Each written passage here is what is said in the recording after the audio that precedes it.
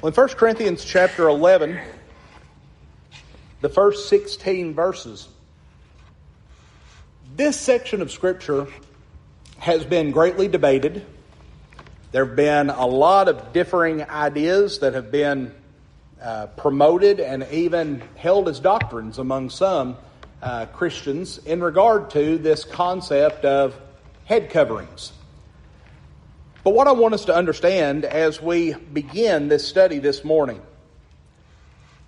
the head covering itself is not the main point of this study. The main point of this study is submission. It's talking about the different roles that men and women hold. And what he uses a cultural practice that in those days was seen as a differentiation between men and women when they would come to worship. He uses that simply as an object lesson. He's using this head covering, praying either with one's head covered or uncovered. He's using this in a way that the people in that culture, in that day, would be able to understand the point that he's trying to make. But what has happened through the years, there have been a number of people who have looked at this passage and have tried to say, well, no, this is establishing doctrine. This is saying that when a woman comes to worship, she has to have her head covered. Well, then you've had other arguments that have arisen. Well, does that mean it has to be with a hat or some kind of a bonnet, or can it just mean that she has long hair? We also, on the other hand, we see some that have taken this argument of saying, well, if a man has long hair or if a man completely shaves his head, then he is in opposition to what is being taught here. But we need to understand here, as well as a number of other things that we find in the Scriptures, they were dealing with cultural practices. Another example that we could look at, Romans 16:16. Salute one another with a holy kiss. The churches of Christ salute you. Now, I may have missed it, but I don't remember seeing anybody kiss when they came in this morning. Why? Because that's not our culture. That's not the customs that we follow. We shake hands, we hug, we greet one another. But there are different places in the world today. I know in Costa Rica, when I was there on a mission trip, they still do the old kissing on the cheek. And a lot of times it'd be a kiss on each cheek. You know, that was something that it took a little getting used to. That's not something that we are very familiar with in our culture, but to them it was second nature. But also with them, you didn't see a lot of people shaking hands. And so we look at that and we see we have to apply these teachings to the culture of the day, understanding their culture as well as our culture. And so with that in mind, let's notice what Paul says. Last week, we took a look at verse 1, and we'll go ahead, we'll read that and verse 2 before we make some comments. He says, imitate me just as I also imitate Christ. Now, I praise you, brethren, that you remember me in all things and keep the traditions just as I delivered them to you. So starting out, we talked last week about how verse 1 is really the concluding thought to what we saw there in chapter 10. But it also leads us into this next discussion. He tells them, you can imitate me. You can follow the example of the life that I'm living and the way that I conduct myself, the kind of worship that I promote. He says, and I praise you because, he says, I know that's what you're doing. He says, you have followed my example. He says, you remember me in all things. You keep the traditions as I have established them. There's nothing wrong with tradition.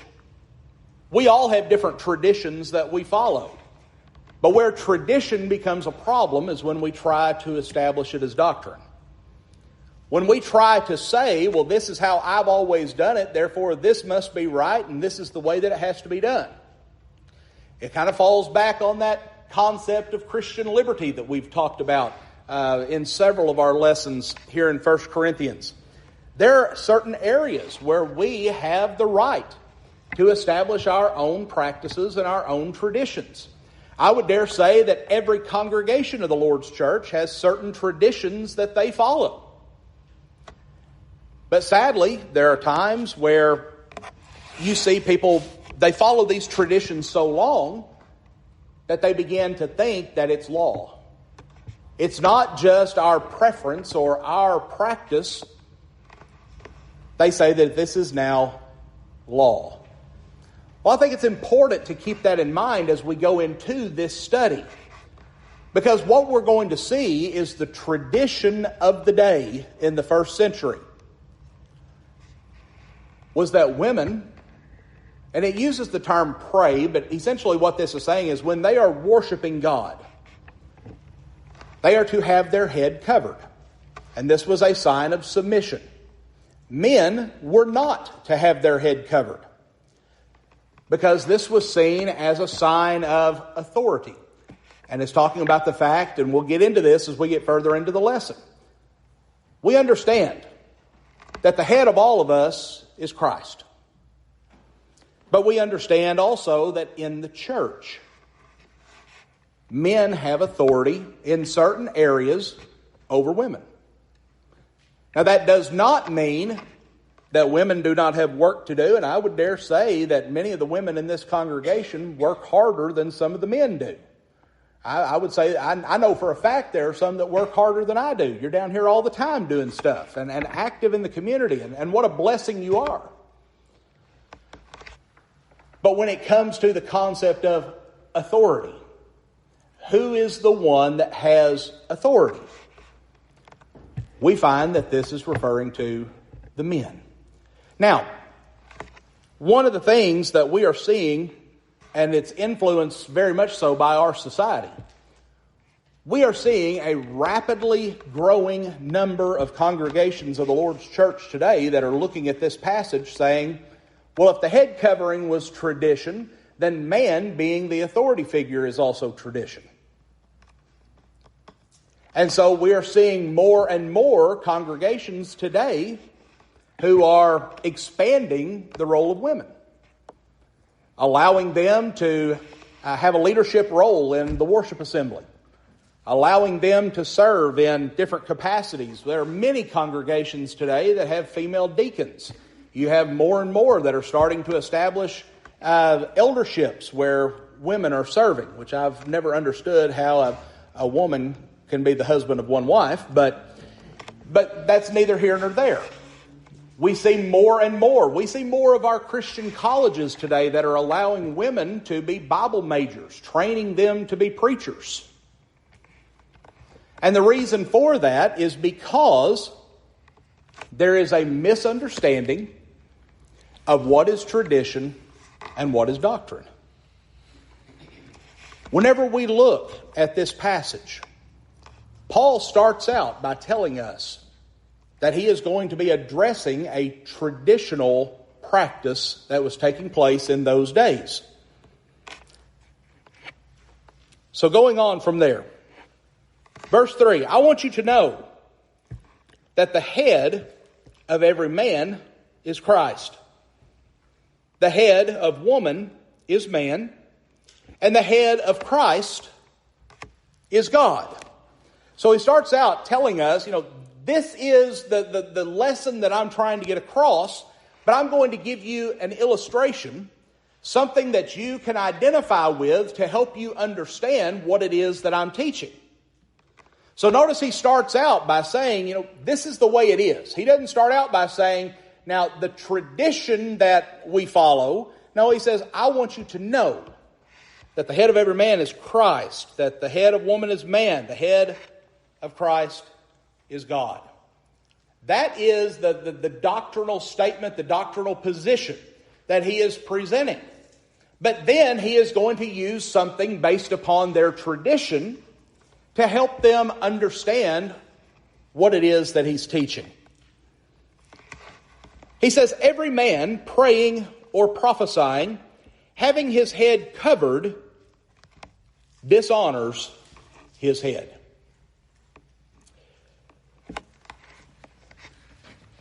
One of the practices that were common among those who were especially priests to false gods in the first century is they would often wear some type of robes or some type of shroud. Some references I've seen said that there would be some that they would even wear masks that were supposedly in the image of the false god that they were supposedly serving. And so in that culture, for a man, a Christian man, to be leading a congregation in prayer or to be standing before a congregation and prophesying and adorning himself in the way that a pagan priest would adorn himself would have been highly inappropriate. It would not have established the differentiation between true faith and false faith, as was so common. And so what their tradition was, he says, if a man is engaging in that type of practice, but he is adorning himself like one of these false teachers, then to him that is inappropriate. It is dishonorable. It's not producing the type of image and reputation that you want that person to have. It would be like if I came up here this morning to teach and I had a long robe and a big cross and all of this on. I would not be differentiating myself from the worldly clergy system that we see in many of the religious groups around the world. And so in that culture, it was inappropriate for a man to pray with his head covered. Now, with that in mind, let me ask you this, and don't answer this based upon our traditions. Is there really anything dishonorable about praying with a hat on? When it comes down to it, when it comes to our communicating with God, is there really anything inappropriate about praying with a hat on? No. God is still going to hear our prayer. That piece of cloth that's over our head is not going to keep God from hearing our prayers. But in our culture today, and yes, this is rapidly moving away, but so often in our culture today, what is the practice of a man when a prayer is going to be led?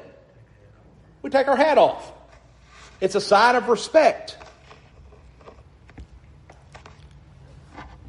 I can remember several years ago now hearing about a brother in Christ who served as an elder in a congregation here in our area. And there were some people that had an issue because he would never remove his hat. He would come to worship, he would sit there, he would have his hat on, never would be removed. Well, when they finally took the time to visit with him and find out what the situation was, come to find out he had suffered a tragic accident at a young age that had left his head grossly disfigured. And there had been times when coming to worship and removing his hat had caused a distraction because of the way that his features currently were. And so he kept his hat on to solve that problem. Well, once the people knew that that was what the issue was, there was no longer an issue. That wasn't a problem. But you see where sometimes our traditions get us in trouble. They cause us to either believe things or have certain feelings about things that may not necessarily be things that really matter. Now, I'll be the first one to tell you, if someone's going to pray and I have a hat on, I'm going to take it off. I mean, that's just me. That's the way that I am. But there have also been times, especially in the wintertime, when I'm standing out in a cemetery and it's below 0 chill index and I have a sock cap on, I don't take my cap on when the preacher prays. And no one says a word about it. because the preacher usually has a hat on too. And so we have to stop and we have to consider all of the aspects of what's taking place. No, our tradition is not based upon pagan priests being around us and them wearing a hat. Our tradition it's simply a sign of respect. But in the first century, that was what produced that tradition. Any questions or comments up to this point? Y'all feel free to speak up. I know to me, this is an interesting subject, and I hope it is to you as well. Continuing on.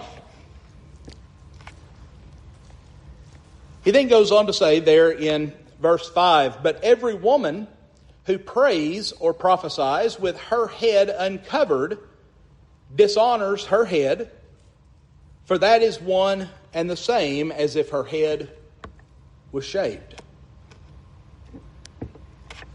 You go back and you look at the culture of the Middle East. It really hasn't changed much over time. I don't think there's anyone here, unless maybe someone was in the military and was over there at some point. I don't know that there's anyone here that has ever actually been in the Middle East, but we've seen pictures and we've seen things on television. Generally, women in that culture are dressed how? How much of their body are you able to see? Their eyes and their hands. That pretty much has been unchanged for many, many years. Even in the first century. No, it was not to the radical extent that it is today, that a woman can be put to death if she's not adorned that way. But it was the expectation, and generally it was an expectation that was placed mainly upon married women.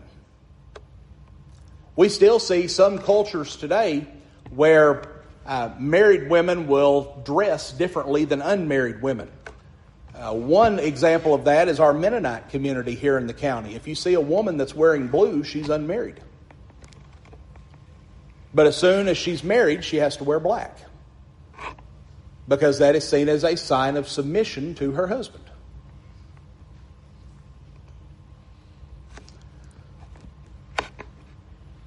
In our culture today, there are different ways that women show submission to their husbands. It's not so much in a certain article of clothing that they are to be wearing. It's not so much what they are to have on their head. And it's not even so much, and I know that there are a lot of ladies that feel this way, but it doesn't even really pertain to the length of a woman's hair.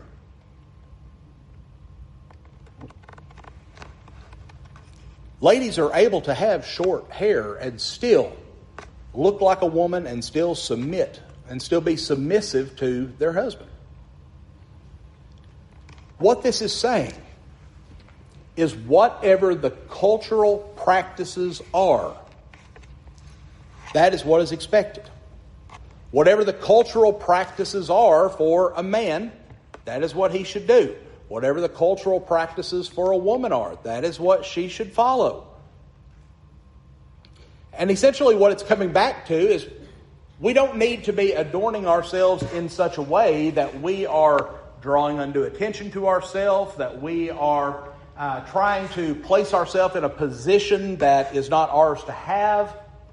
We're not trying to draw attention by the way that we adorn ourselves.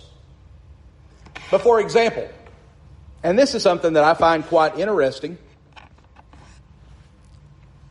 is it scriptural in the minds of a Jew today for anyone to pray with their head uncovered?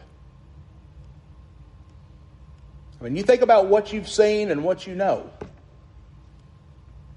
Is it appropriate in their mind for a Jew to ever pray with their head uncovered? No.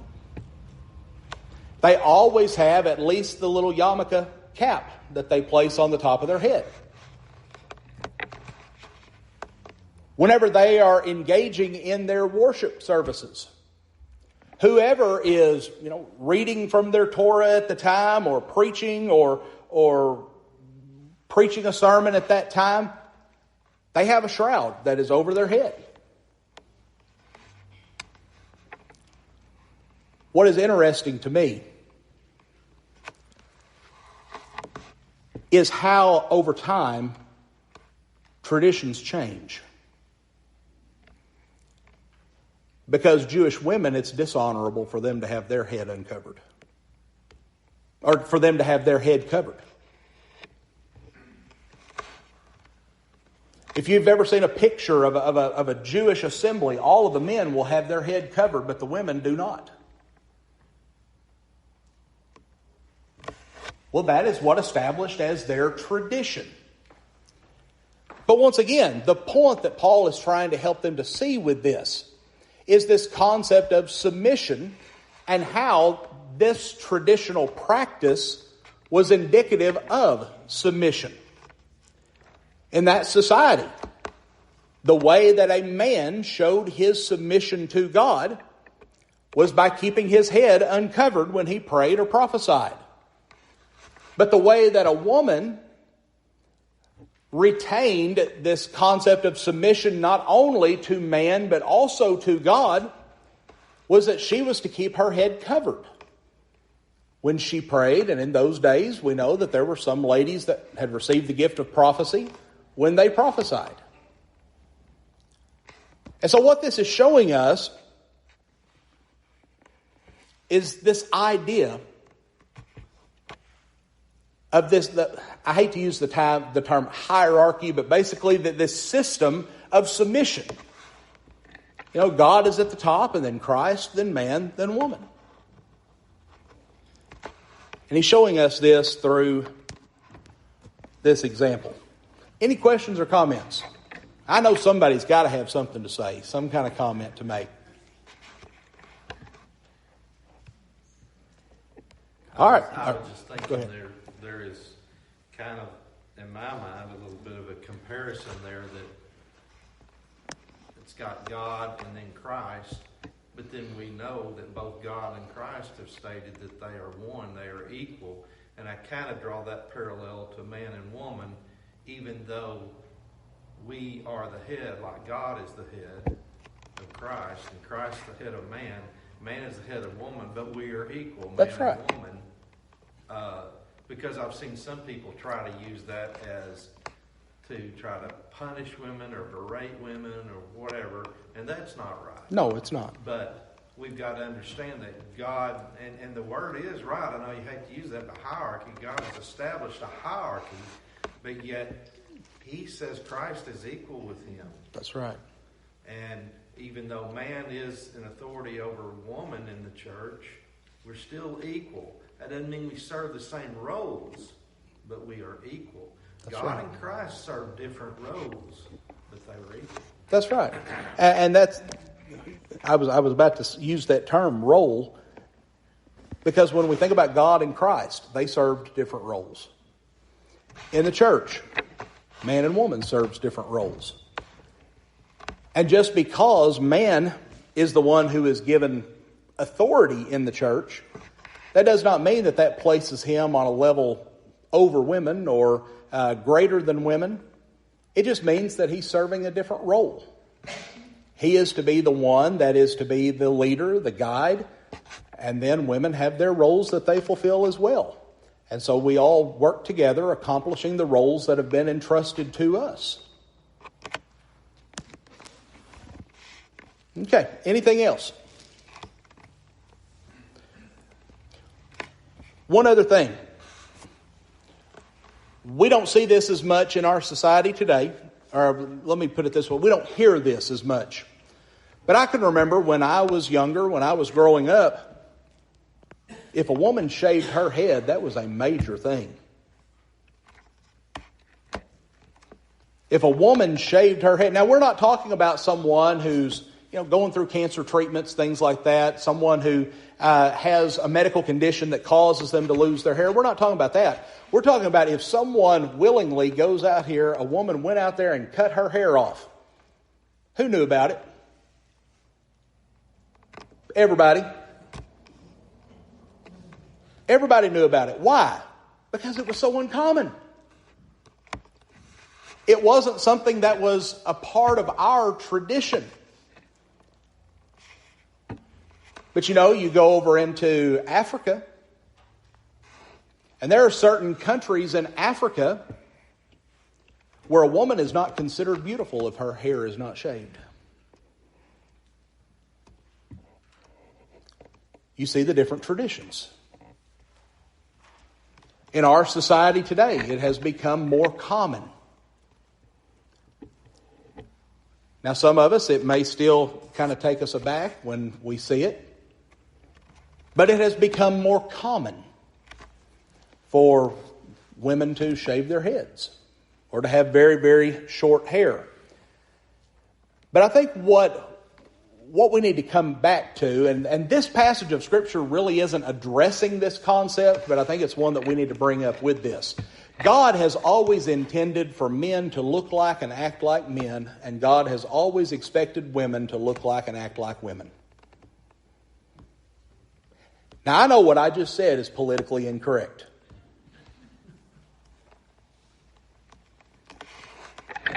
But in every society down through history, that has been an expectation.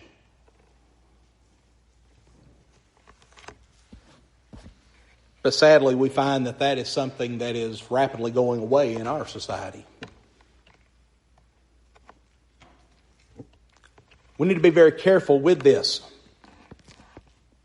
because it could very easily come back to, going against the authority, going against what is expected, going against the traditional norms.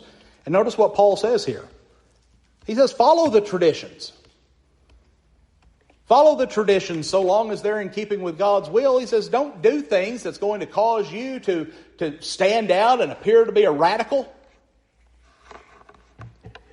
He says, follow those traditions, but in doing so, proclaim the Word of God. And so in the first century, it was considered shameful for a woman to shave her head. What did it mean if a Jewish man shaved his head? There were a couple of different things that could mean. A vow. One, he could have taken a vow. There were certain vows that if a Jewish man took that vow, a sign of that vow was he was to shave his head. Did anybody think of the other? Grief.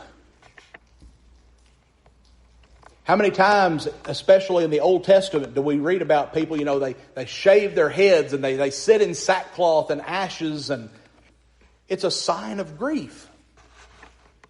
But you notice it's always men that are described that way. Women are not ever pictured that way. And so it was considered dishonorable for a woman to have her head shaved. Now, once again, there's a difference in having one's head shaved and having one's hair fall out. Keep that in mind. Because I have known of ladies who were greatly dishonored, who had some very disturbing things said to them over things they couldn't help. So let me add this. We don't need to be judgmental about it, because we need to realize that this is talking about cultural practice. It's not talking about doctrine. It's culture. I was at a doctor's office the other day, and the lady come out. She had blue, yellow, black, 3 different color hairs, and I'm sitting there thinking, what? She's fixing to draw my blood, and I'm like, Well, and so many times in situations like that, you come away thinking, it's attention seeking. I had trouble keeping my mouth shut. I was good. I kept my mouth shut. But Yeah. I'm thinking, what is your problem? But once again, that comes back to changing traditions. I'm 41 years old, and I can see a number of traditions that have changed just in the years that I've been around. Those of you that have been around longer than I have. Miss Sue, have things changed in your lifetime? Just a little. Just a little, yeah. So things are always changing, always evolving, always taking on slightly different forms. That doesn't necessarily mean it's wrong. It just means that things are done differently. All right, continuing on. For if a woman is not covered, let her also be shorn. But if it is shameful for a woman to be shorn or shaved, let her be covered. So basically he says it's dishonorable either way. He says, so if a woman doesn't want to cover her head when she comes to pray or prophesy, says she might as well cut her head off. Because it's the same difference. It's dishonorable either way. For a man, indeed, ought not to cover his head, since he is the image and glory of God. But woman is the glory of man. Now, this passage is one that has caused some problems. This passage is one that has caused some difficulty. Notice it says that man is the image or the manifestation of the glory of God. Let's go back to the beginning. One of you out there remind me, how did God create man? How was? Tell me the process. Tell me the process. Dust of the earth. Yeah, he took the dust of the earth and then what? Breathed into his nostrils the breath of life. How did God create woman? He took the rib from. He took the rib from man. Now, if man is the glory of God and woman comes from man, which is the glory of God, does that not also mean that woman is the glory of God also? Yes, but he's talking about the fact that woman did not come directly from the dust of the ground or miraculously created in the same way that man was. Woman was created from a part of man. And so in that, and this is the main argument that most of our brethren use today in talking about this concept of submission. Since man was created first, and then woman was created from man, they're both in the glory of God. Because God created them both, but they were created differently. Hence, since man was created first, woman was created from man and was created to be a helper suitable for man. Man is seen as the authoritative figure, and woman the submissive figure. This is not, as Brother David mentioned earlier, this is not saying that man has control over women. This is not saying that women have to submit to everything that a man tells her to do. What this is saying is that man is the one who has the authority to lead, to guide, to be the head of his family, to be there to love and support his wife. And the wife is to submit to that leadership, to that oversight. But they are not bound to do things contrary to the will of God. If a husband expects his wife to do something that is sinful, she is not bound to honor that. That husband is in the wrong. He is in sin. He is not exercising his authority the way that he should. Verse 8. For man is not from woman, but woman from man. We've addressed that. Nor was man created for the woman, but woman for the man. Well, we've addressed that. Woman was created as a helper for man. For this reason, the woman ought to have a symbol of authority on her head because of the angels. This last statement, because of the angels, I've not been able to find a good explanation for what that is referencing. But essentially, the main point that is being made here is that in that culture, a woman having her head covered was a sign of submission. It was a sign of the honor and respect that she was giving to her husband. But then when it talks about because of the angels, there are so many different ideas. And I'm going to stand before you this morning and say, I don't know. There are some who try to make the argument that angels were still intermingling sometimes with mankind and that they had authority to work only with men and not with women. I don't see that in the Scriptures. There were some who look at this and they say that this is talking about that men have authority even over the angels. It talks about that man shall judge the angels in the last day. And so some look at that and say, well, this is saying that man has authority over the angels. Well, I don't think that's what this is talking about. I really don't see any way that this fits with the context.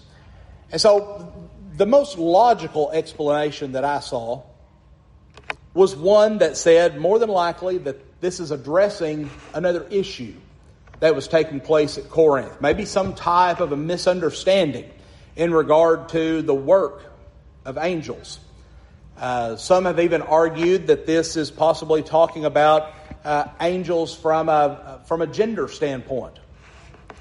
The Bible doesn't talk about angels being man and woman. They are spiritual beings. And so some are looking at this saying, well, man and woman both are over angels. But once again, the text does not give us a full explanation of what is being referred to here. But I do think that in the context of what we're seeing, this has to be addressing some type of question, some type of issue that was going on there at Corinth that the brethren were not understanding. And so he is presenting this to them, helping them to understand the answer to that question as well. Now, I can't tell you why he doesn't go into detail as to what this is referring to. I wish it did, because it does leave questions unanswered. But I think that's the best, most logical way for us to approach this. Any questions or comments on that? I wanted to make a comment that really doesn't have anything to do with the subject we're studying on, but it's interesting that when God said, let us make man in our image, and he made man from the dust of the earth. And then what did he say after that? Not long after that, he said it wasn't good for man to be alone. Right. And if we believe in God's almighty wisdom, he didn't make another man for him, he made a woman. That's right. And our society can't accept that because they don't respect the wisdom and authority of God. That's right. And that's really a problem. There's other passages in the Bible, but that right there explains to me why if God thought a man ought to have a man, he would have given him a man. That's right. He gave him a woman because that's what's appropriate, that's what's right in God's wisdom in his eyes. That's right. That's right. Well, folks, we are out of time. We've actually gone a couple of minutes over. So let's go ahead. Let's stop right there. I'm going to do a little bit more study on that, and if I come up with a better answer for that, then I will. We'll talk about that next week. David, would you mind to ring the bell since Dad's not here?